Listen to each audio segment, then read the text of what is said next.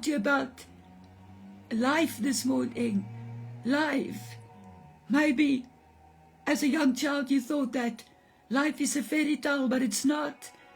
Life is a reality that we have to face. And as I've crisscrossed South Africa for so many years at women's conferences and women's camps, I ministered in Lesotho, Malawi, Mozambique, England. I ministered all over. Even I had the opportunity to minister in Israel to my groups there. I realized that the same problems, the same sickness, the same diseases, the same mental illnesses are everywhere. And it always took me to the scripture that I want to read to you this morning. The scripture in the Bible that says, and whatever I'm going to read to you now, that is a scripture that came into my mind every time when I look at people in their circumstances, and I know that there's no hope in life for them. There's only one who can help them, there's only one who can deliver them, there's only one who can save them, there's only one who can set them free, and his name is Jesus Christ of Nazareth. And every time when I look at these people, the scripture in Psalm 121 verse 1 came to my mind, and it's still on my mind this morning. In the TPT Bible, that's a little bit different. I look up to the mountains and the hills, longing for God's help. But then I realize that my true help and protection is only from the Lord, my Creator, the one who made the heavens and the earth. And we find the same situations in the Bible. In the book of Matthew 4 verse 28, Jesus traveled throughout Galilee, teaching in the synagogues, preaching everywhere the good news about the kingdom. And he healed people who had every kind of sickness and disease. News about him spread far beyond the borders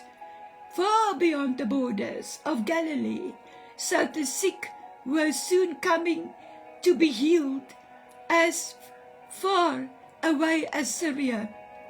And whatever the illness and their pain was, or if they were possessed by demons, or were epileptics, or were paralyzed, he healed them all.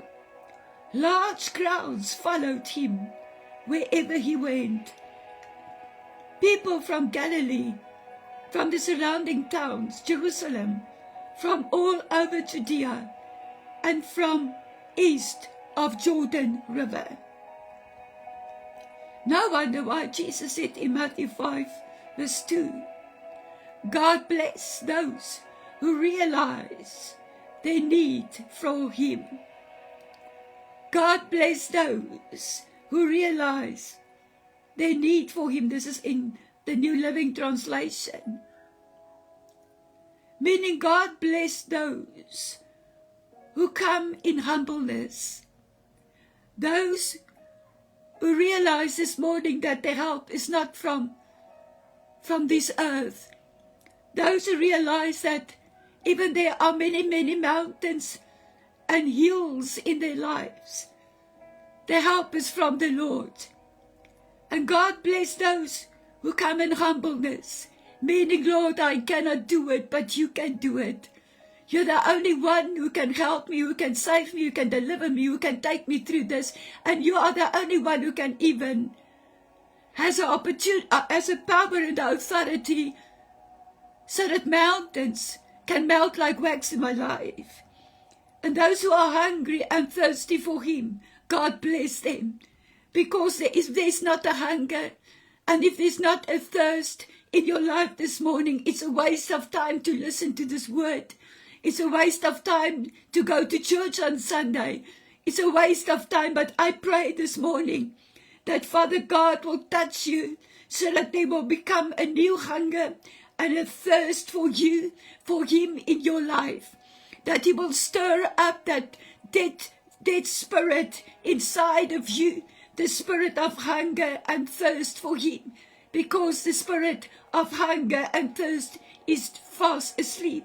God bless those who realize their only help comes from the Lord this morning. And when you visit hospitals or certain hospitals here in South Africa and places of safety, you will realize that life is not a fairy tale, but it is a reality. The problem is we all live in our own cocoons. We don't know what is going on next door. You don't know what is going on in your neighbor's house. You don't know what is going on in the lives of people on the streets. You don't know what is going on in the lives of your family, because we are living in our own cocoon and we are facing our own problems. Life is a life of sickness and pain. And how do we handle it? A life of sickness and pain. A few years ago, I ministered about the word dash, D-A-S-H, in our lives. There's a dash between my birth date and the day of my departure to eternity. And so it's the same with you. It is a dash between the day you were born and a day of your departure to eternity. And my question is this morning, how do we handle, do we treat, and how do we live this life God has allowed us to live every day? The Apostle Paul says the things that I don't want to do, I do it. And that is a problem. We have decided I will never do it again, and then I do it. Because there's a strong will on the inside of man, and they can choose. They can choose life or death. And unfortunately, life is a reality today, but we forget that death is waiting. And this morning I pray that our spiritual eyes will be opened so that we can see this dash in our life is only a short distance. What is the meaning of a dash? A dash indicates a strong break, a pause, or it also means a sudden or a short race, to run the short race quickly. And that's how it is. Our lives are so short. Today we are here and tomorrow we are gone. But what was happening, or what is happening this morning during this short race, the short dash? We say so easily, let me put a dash of salt in something. It's just a drop of it. And so is our lives. It's only a dash. Eternity is forever. But life is so short. So very short. Let's run the short race, which is not a fairy tale, with endurance. Let's run the short race, which is a reality this morning, with endurance, because heaven is waiting. Psalm 121 also says that He will guard and He will guide me, never letting me stumble or fall. God is my keeper, and He will never forget, and ignore me. His eyes are focused upon you, and He will never slumber or sleep, but is watching over you during the short race. It's a short race, my friend, and you have it. You have to run it without stop. You have to run this short race with your eyes focused on Jesus Christ of Nazareth. And for those of you who are under persecution this morning, Matthew 5 verse 11 to 12, God bless you when you are mocked and persecuted. God bless you when you are lied about, because you are my followers. The enemy hates you, and he will always hate you. Why? Because you are a follower of Jesus Christ of Nazareth, and you are the carrier of the light of this world on the inside of you. And therefore, God bless you, He said, when you are mocked. Yes, they will mock you.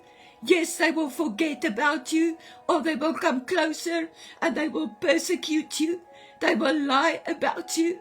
They will accuse you of things that you've never done in your life. But the Lord knows everything. He is an all-seeing God. He's a God that is listening every moment of this short race. All your prayers, all your tears are recorded in the book of life this morning. And because you are my follower, says the Lord, you know that's why the enemy hates you. He wants to bring you down. He wants to kill and steal and destroy you. But Jesus came that you can have life, and life in abundance. And I pray this morning, where are you battling with one of these sicknesses and diseases, that you will go straight to Jesus.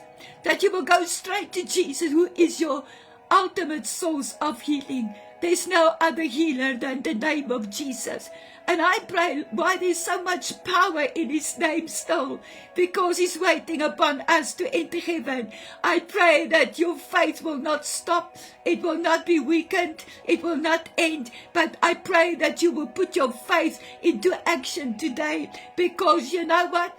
I know that there is fear in the night while you're sleeping because of this disease that you are battling with. But I know that you have faith as well.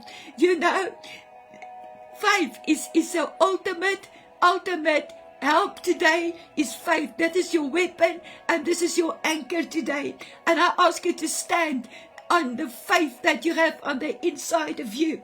And the Lord will not by might, nor by power, by his Spirit heal you today. I speak life over you. I speak healing over you, over that sickness and disease, where there's a mental illness this morning.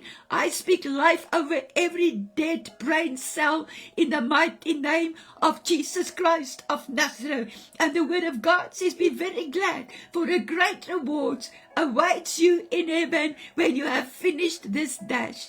When you have finished the end of this dash, you will have, there's a great reward waiting for you, because you did not give up, you did not quit, but you kept on running and running this race. At the end of the dash, remember the prophets were persecuted too.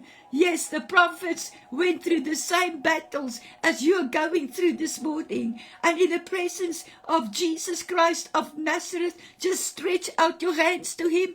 Touch the hem of his robe. Speak healing over yourself and not death, because Jesus is alive. And so are you this morning. You are still breathing. Your heart is still beating. You are still alive. And I know if you try your utmost best, you can still smile as well.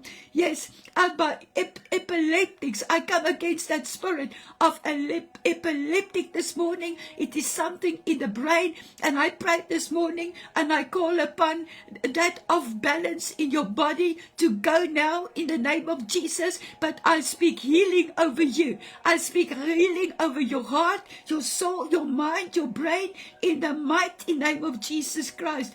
There is power in the name of Jesus to heal you now, to set you free from all demonic power attacking you at night. I bind and break and cut it loose in Jesus' name. Listen to me. Keep on running. Just keep on running. Help is on the way, and the end is near. And the most important thing is this morning, I don't know how far you are from the end of the dash. I don't know what the distance is. I don't know how long it's going to be for you to keep on running. But don't give up. Don't give up. Keep on running. The end is near, and Jesus is coming soon. That's why I say, Jesus is the Alpha and is the Omega. He was there the day when you were born, and he will be still there the day when you step over. When that dash is finished, when that short dash is over and finished, you can enter the eternity with peace, with joy, and with laughter. And now, my friend, I have to greet you now. There's another service waiting for me at 10 o'clock, and I still have to travel another 20 minutes. So I greet you all in the lovely and beautiful name of Jesus for today. And I say, be bold, be strong, for the Lord your God is with you. And never ever forget, you are absolutely amazing. And you are here. You are here for a specific reason on this earth. I bless you all In Jesus' mighty name, until we talk again. God bless you.